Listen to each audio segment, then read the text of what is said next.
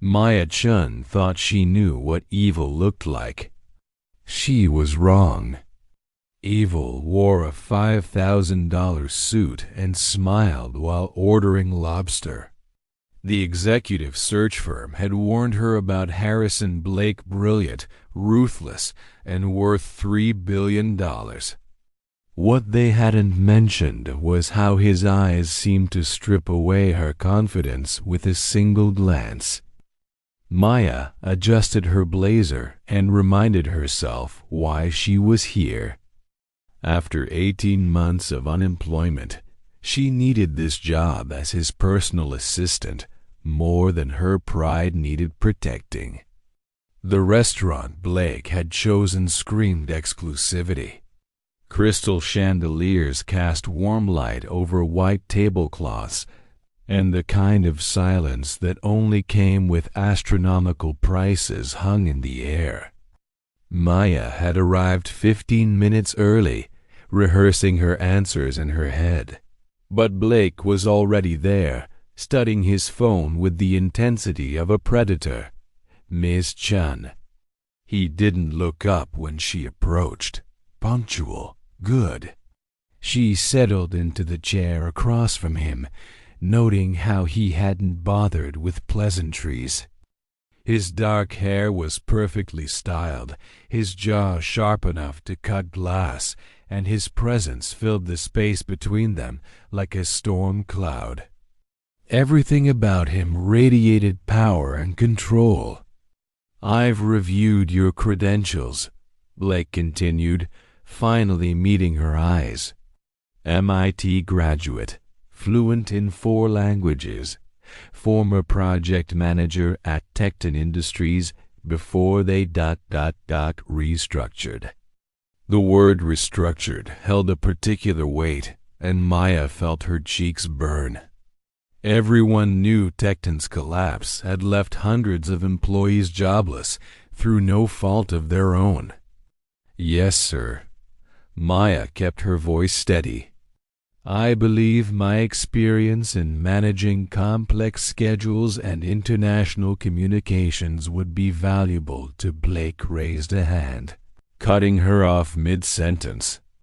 A young waiter approached their table, notepad ready, smile bright with the kind of enthusiasm that came from believing in good tips and decent humanity. "Good evening, sir, madam. My name is Danny, and I'll be taking care of you tonight. Can I start you with some drinks?" Blake didn't acknowledge the greeting. Instead, he continued staring at Maya while speaking to Danny as if the young man were furniture. "Bring me the 47 Dom Perignon. And make sure the glass is spotless this time." Last week, there were water spots. Danny's smile faltered slightly. "Of course, sir." "Right away. And for you, madam." "Just water, please," Maya said, offering him a kind smile. "What type of water?" Blake interjected. "She have the San Pellegrino, large bottle, room temperature." "And Danny?" The waiter turned back hopefully. "When you bring the champagne, I want you to pour exactly 2 fingers, not 3, not 1.5. 2. Do you understand what 2 fingers means, or do I need to demonstrate?" The condescension in Blake's voice made Maya's stomach clench. Danny's face reddened, but he nodded professionally. "2 fingers, sir. Absolutely." As Danny hurried away, Blake turned back to Maya with the same intensity he'd shown his phone. "Now, where were we? Ah, yes, your employment gap. 18 months is a long time in our industry." Maya forced herself to focus on his words instead of the sick feeling growing in her chest. "I used that time to complete additional certifications and volunteer work. I also cared for my mother during her cancer treatment." Something flickered in Blake's eyes, not sympathy, but calculation. Family obligations. That won't interfere with this position, will it? I require complete availability. Before Maya could answer, Danny returned with their drinks. His hands trembled slightly as he poured Blake's champagne, clearly nervous after the earlier interaction. The golden liquid reached what appeared to be exactly 2 fingers, but Blake held up his hand. "Stop!" Blake's voice cut through the restaurant's gentle murmur like a blade. "Look at that. That's barely 1 3/4 fingers. Did I stutter when I gave you specific instructions?" Danny's face went white. "I'm sorry, sir. I can pour a little more." "No, you can't pour a little more. You've already contaminated it with your incompetence." Blake's voice remained eerily calm, which somehow made it worse than shouting. "Take it away. Bring me a fresh glass and start over, and this time pay attention." Maya watched in horror as Danny's eyes filled with tears he was desperately trying to hide. The young man was probably her age, maybe younger, clearly working hard to make ends meet in an expensive city. The other diners had begun to notice the commotion, their conversations dropping to whispers as they turned to stare. "Sir, I really think," Maya started, but Blake's cold gaze silenced her. "You think what, Miss Chen? That mediocrity should be rewarded? That we should lower our standards to make people feel better about their failures?" His smile was sharp enough to draw blood. This is exactly the kind of thinking that destroys businesses. Excellence requires precision. As Danny retreated with the rejected glass, his shoulders hunched in humiliation, Maya felt something fundamental shift inside her chest. She thought about her mother's words during those long nights in the hospital. "Maya, honey, you can tell everything you need to know about a person by how they treat someone who can fight back." Blake was already moving on, discussing salary figures and travel requirements as if he hadn't just crushed another human being's dignity over a fraction of an inch of champagne. His voice faded into background noise as Maya watched Danny return with a fresh glass, his hand steadier now, but his eyes hollow. This time, Danny poured with mechanical precision, measuring exactly 2 fingers before stepping back like a soldier awaiting inspection. Blake didn't even glance at the glass. He was too busy outlining Maya's potential duties, his expectations for loyalty, and his zero tolerance for what he called emotional thinking. Maya nodded at the appropriate moments, but her attention was fixed on Danny, who stood just outside their conversation, clearly afraid to leave but uncertain if he should stay. The power dynamic in the room had shifted into something toxic and sharp, and Maya realized she was being given more than just a job interview. She was being given a test, and Blake was showing her exactly what kind of man she'd be working for. Danny finally escaped to the kitchen, and Maya watched Blake cut into his $70 steak with surgical precision. Each slice was exactly the same thickness, methodical and controlled, like everything else about him.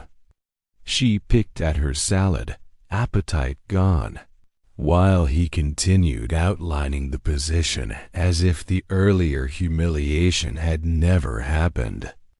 "The role requires discretion," Blake was saying, his voice smooth as expensive whiskey. "You'll handle confidential communications, manage my calendar, and coordinate with international partners. The salary is $200,000 plus benefits and travel allowances." Maya's fork paused halfway to her mouth. 200,000 was more money than she'd ever dreamed of making. It would pay off her student loans, cover her mother's ongoing medical expenses, and finally give her the financial security she'd been chasing since college. "That's very generous," she managed. "Generosity has nothing to do with it. I pay for competence." Blake dabbed his mouth with his napkin, the gesture somehow threatening. "I also pay for loyalty. Complete, unquestioning loyalty." The way he emphasized unquestioning sent ice water through Maya's veins. She thought about Danny's humiliated face, about the tears the young waiter had fought so hard to hide. "Of course," she heard herself saying, "loyalty is important in any working relationship." Blake's smile was sharp enough to cut. "Good, because my previous assistant developed what she called a conscience about some of my business practices. She felt compelled to share her concerns with certain regulatory bodies." He took another bite of steak, chewing slowly. "She learned that disloyalty has consequences. The threat hung in the air like smoke." Maya felt her palms grow damp against the white tablecloth. "What kind of consequences?" "Legal ones, financial ones, professional ones." Blake's voice never changed tone, as casual as discussing the weather. Amazing how quickly someone's reputation can be destroyed when the right information reaches the right people. "She never work in this industry again." Maya's throat felt dry despite the water she kept sipping. "What did she report you for?" Nothing that stuck, but the process itself was educational for her. Blake signaled for Danny, who approached their table with visible reluctance. "We need more bread. And this time, make sure it's warm." The last basket was room temperature at best. Danny nodded quickly. "Right away, sir." "And Danny?" Blake's voice stopped the waiter mid-turn. "When you bring it, don't hover. I'll signal if we need anything else." As Danny hurried away again, Blake turned back to Maya with renewed focus. "Where were we?" "Ah, yes, your willingness to maintain confidentiality." "What exactly would I be keeping confidential?" Maya asked, surprised by her own boldness. Blake's eyebrows rose slightly. "Everything. My calls, my meetings, my business dealings, my personal life. You'd be surprised how many people would pay for information about my activities." The casual way he discussed secrecy made Maya's skin crawl. She thought about her mother's medical bills, about the stack of rejection letters on her desk at home, about the dwindling numbers in her bank account. $200,000 would solve everything. All she had to do was look the other way. Danny returned with a fresh basket of bread, still steaming from the oven. He set it down carefully, avoiding eye contact with Blake, and started to retreat. "Wait," Blake commanded. Danny froze. "Did I ask you to bring butter?" Danny's face went pale again. "No, sir, but it usually comes with." "I didn't ask what usually happens. I asked if I requested butter." Blake's voice could have frozen hell. "Are you in the habit of making decisions for your customers?" "No, sir." "I'll get the butter right away. Don't bother. Just remember to listen to what people actually ask for instead of making assumptions." Maya watched Danny's shoulders sag with each word. The young man nodded and walked away, and she could practically see his spirit breaking with every step. Around them, other diners were beginning to stare more openly, some with disgust, others with the kind of morbid fascination reserved for car accidents. "That's what I mean about precision," Blake said, completely unaware of or indifferent to the judgment surrounding them. "Most people operate on assumptions and emotions instead of facts and clear communication." "He was just trying to be helpful," Maya said quietly. Blake's fork stopped halfway to his mouth. "Helpful?" "He was being presumptuous. There's a difference." He studied Maya's face with the intensity of a scientist examining bacteria. "You seem bothered by this." Maya felt a crossroads approaching, the kind of moment that would define not just her career, but who she was as a person. The smart move was to agree with him, to nod and smile and secure the position that would change her life. The right move felt entirely different. "A little," she admitted. "He's working hard, and he seems kind." "Kind." Blake said the word like it tasted bitter. "Kindness is weakness, Miss Chun. It's a luxury successful people can't afford." "Do you think I built a $3 billion company by being kind?" "I don't know. How did you build it?" The question seemed to surprise him. Blake leaned back in his chair, studying her with new interest. "By being smarter, more ruthless, and more focused than everyone else. By understanding that business is war, and in war, nice guys finish dead." Maya nodded slowly, her mind racing.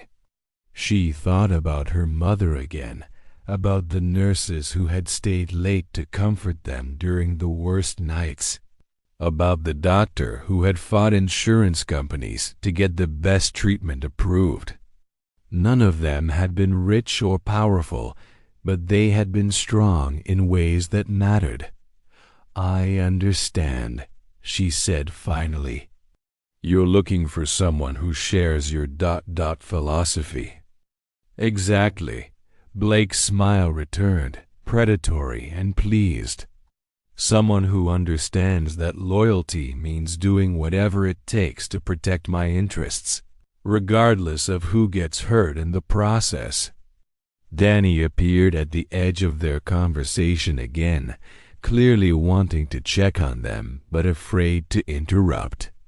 Blake noticed him hovering and gestured impatiently. "What now?" Blake demanded. "I just wanted to see if everything was satisfactory with your meal, sir." Blake looked down at his nearly empty plate, then back at Danny with cold calculation. "Actually, no. This steak is overcooked. I ordered medium rare, and this is clearly medium." Maya looked at the steak. It was perfectly cooked, exactly as Blake had been eating it with apparent satisfaction for the past 20 minutes. But she could see the lie forming in his eyes, could practically watch him constructing another opportunity to humiliate the young waiter. "I'm so sorry, sir," Danny said, his voice small. "I can have the kitchen prepare another one immediately. Can you? And how long will that take?" "I don't have all night to wait for your kitchen to correct their mistakes." Danny's hands were shaking now. "Maybe 15 minutes, sir." but I can speak to the manager about removing it from your bill. Oh, you'll remove it from the bill regardless, but I want to speak to your manager myself. I want him to understand exactly how his staff handled this situation." Maya felt something snap inside her chest.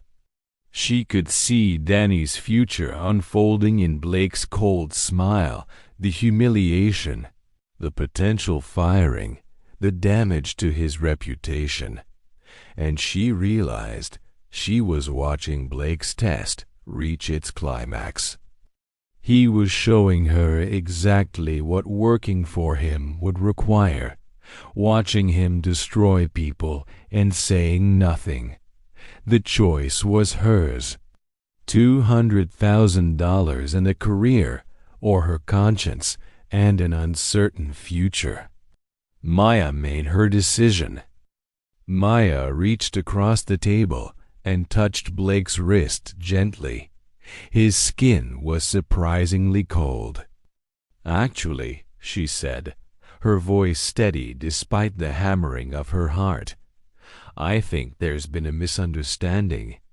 Blake's eyes narrowed. "Excuse me?" "The steak is perfect."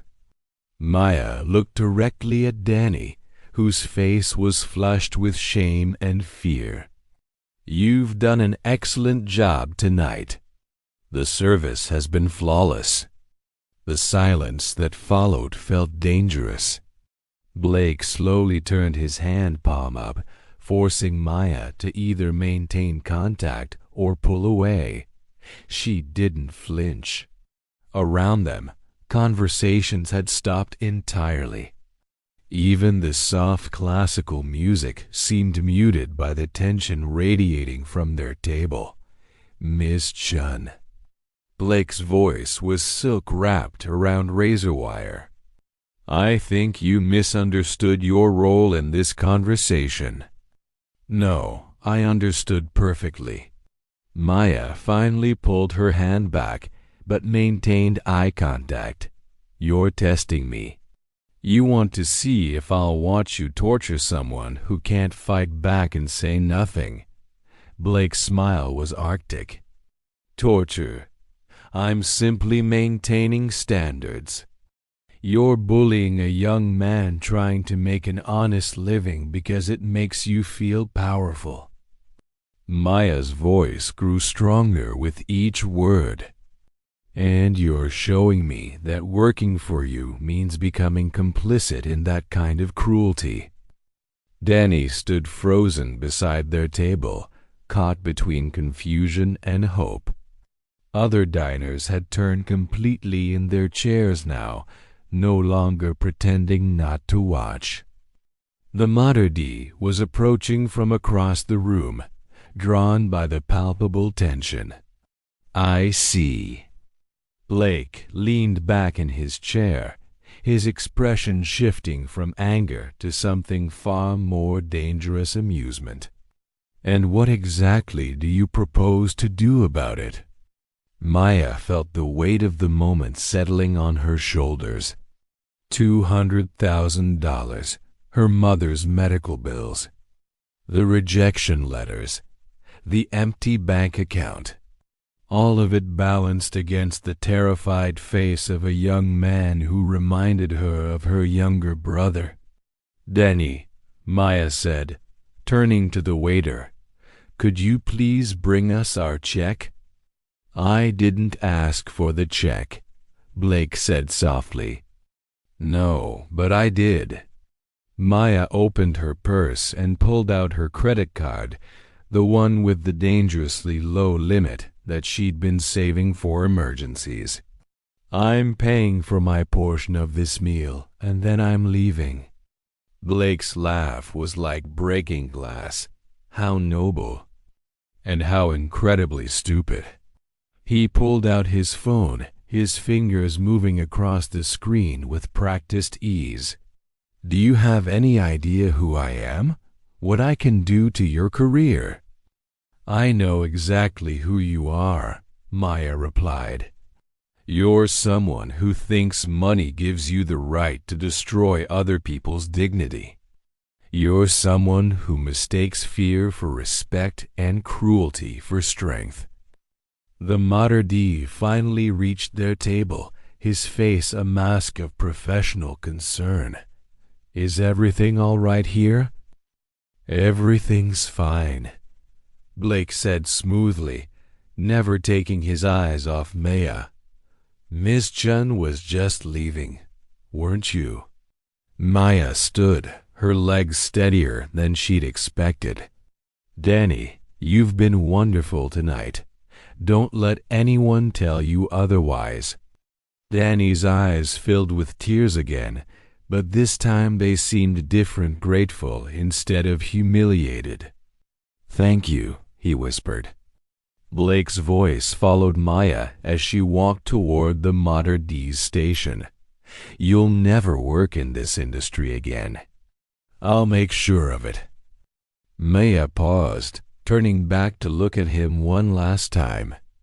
In that moment, she saw him clearly, not as the powerful businessman who could solve all her problems, but as a small, insecure man who had to tear others down to feel tall. The fear she'd been carrying all evening evaporated, replaced by something unexpected. Pity. Maybe, she said quietly. But I'll still be able to look at myself in the mirror. She paid her portion of the bill and walked out into the cool night air, her phone already buzzing with notifications. Blake was apparently already making good on his threats, because by the time she reached her car, 3 voicemails and a dozen text messages had accumulated. Maya sat in her driver's seat for a long moment, hands shaking as the adrenaline began to fade. She'd just thrown away the best job opportunity she'd had in almost 2 years. She'd probably made an enemy who could blacklist her from every major corporation in the city. Her mother's next round of treatments was coming up, and the medical bills weren't going to pay themselves. But as she started her car, Maya caught sight of herself in the rearview mirror. For the first time in months, her eyes looked clear. She'd made the right choice, even if it was the hard one. Her phone rang. Unknown number. Hello? She answered cautiously. Ms. Chun? This is Thomas Rivera from Rivera, Martinez and Associates. I was dining at Le Bernardin tonight, and I couldn't help but notice what happened at your table. Maya's heart sank. Another of Blake's contacts, no doubt, calling to deliver more threats. I'm the managing partner of a mid-sized consulting firm, Rivera continued, and I have been looking for someone with exactly your combination of credentials and character. Would you be interested in discussing a position? Maya blinked hard, certain she'd misheard. I'm sorry, what? What you did in there took courage, real integrity. Those are rare qualities these days. Rivera's voice was warm, genuine. The salary wouldn't be quite what Blake was offering, maybe. $140 to start, but it's honest work with people who believe treating others with respect is good business. As Maya drove home through the city lights, she thought about her mother's words again. You can tell everything you need to know about a person by how they treat someone who can't fight back. Tonight, she'd learned something important about Harrison Blake, but more importantly, she'd learned something about herself.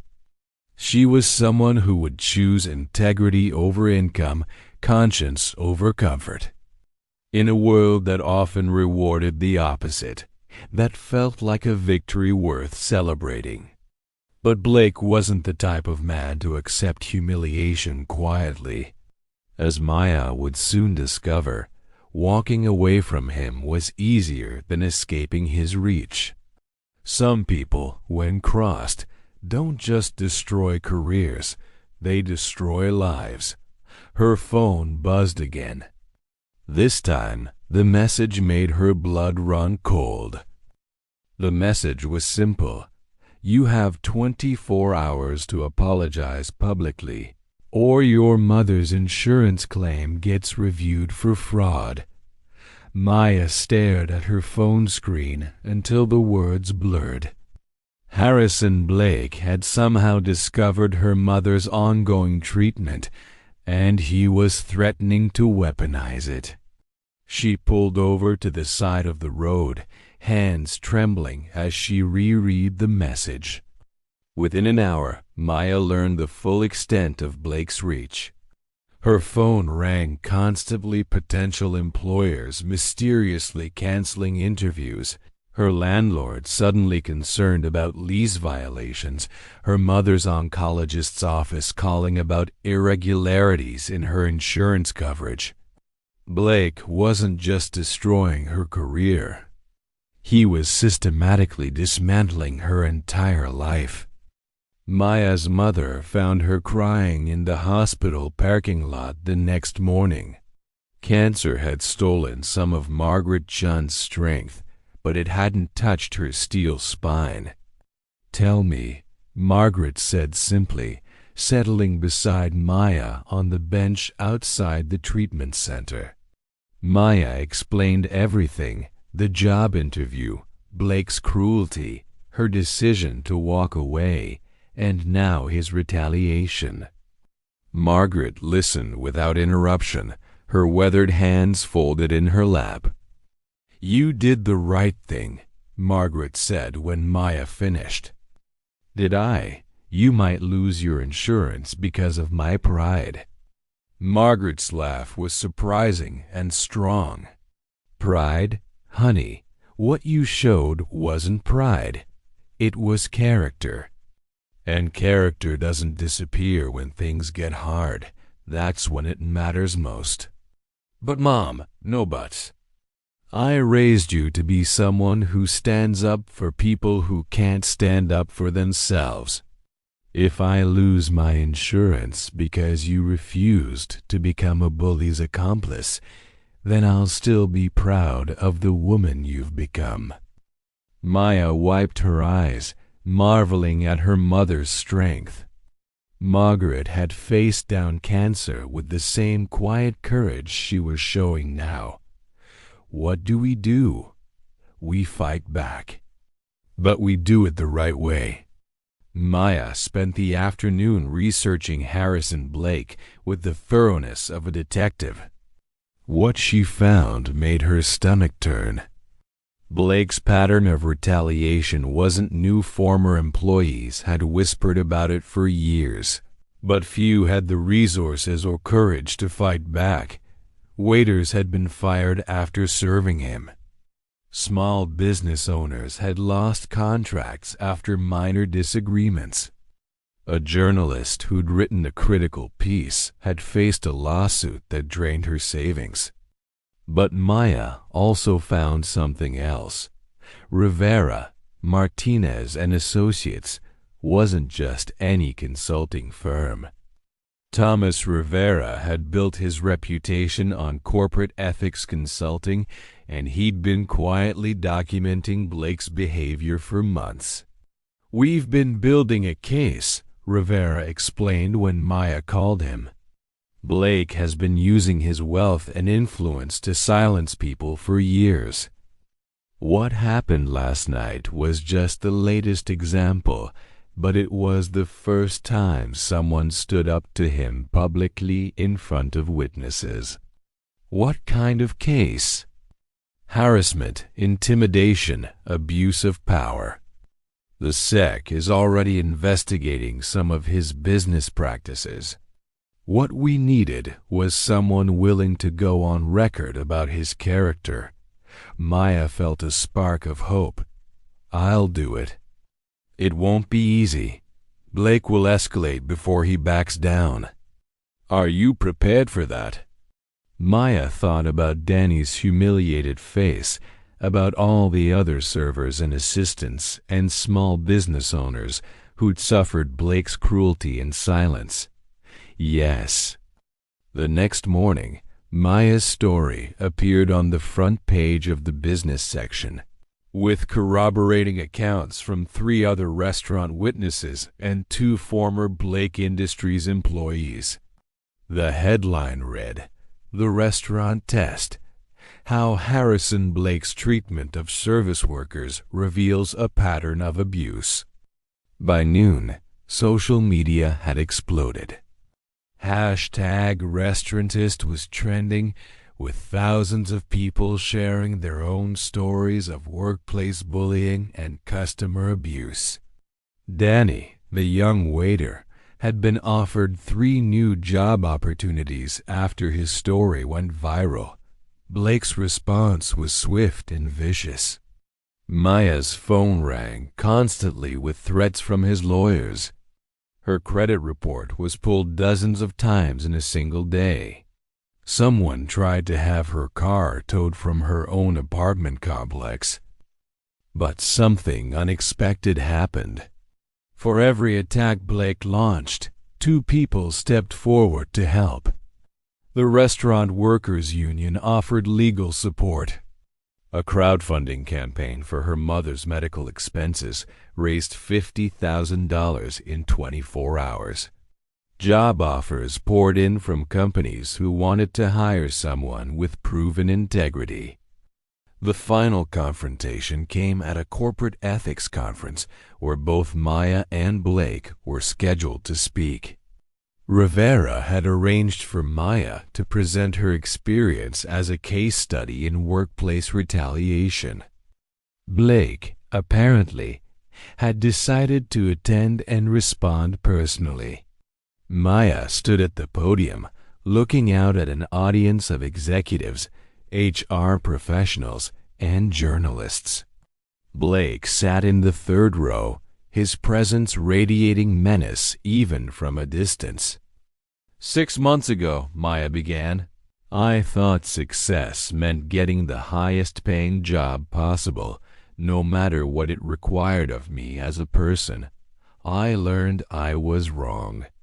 She told her story simply and directly, without embellishment or accusation. She talked about the choice everyone faces between personal advancement and personal integrity. She described the cost of standing up to power and the unexpected rewards of refusing to compromise her values. When she finished, the applause was thunderous. Blake rose from his seat, his face dark with fury, and walked toward the exit. At the door, he turned back. "This isn't over," he called out, loud enough for the entire auditorium to hear. Maya looked directly at him, no longer afraid. "Yes, it is." 6 months later, Harrison Blake Industries was under federal investigation for workplace harassment, financial irregularities, and abuse of power. Blake himself had been forced to step down as CEO. Maya's mother was in remission, her treatment fully covered by the insurance that Blake had threatened. Danny had started college, his tuition paid by a scholarship fund created by restaurant workers inspired by his story. Maya stood in her new office at Rivera, Martinez and Associates, looking out at the city skyline. Her official title was Director of Corporate Ethics, and her job was helping companies create cultures where dignity and respect weren't luxuries but requirements. Her phone buzzed with a text from her mother. "Saw the news about Blake's indictment. I'm proud of you, honey. Character always wins in the end." Maya smiled, thinking about that night in the restaurant when she'd faced the choice between money and morality. She'd learned something important that evening. True power isn't about how many people you can control or crush. True power is about how many people you can lift up. And the real test of a person's character isn't how they treat those who can help them. It's how they treat those who can't fight back. In a world that often rewards cruelty, choosing kindness is the ultimate act of rebellion. And sometimes, when enough people choose kindness together, they can change everything. Don't let this story end here. If Maya's courage inspired you, share this story with someone who needs to hear it. Subscribe for more tales of ordinary people making extraordinary moral choices. Comment below. Have you ever witnessed the restaurant test in action? Your story could inspire someone else to stand up and do the right thing. Because in a world where character is tested daily, we all need reminders that integrity isn't just good for the soul, it's good for business, relationships, and society as a whole. Hit that subscribe button and join our community of people who believe that how we treat the powerless reveals everything about our true power.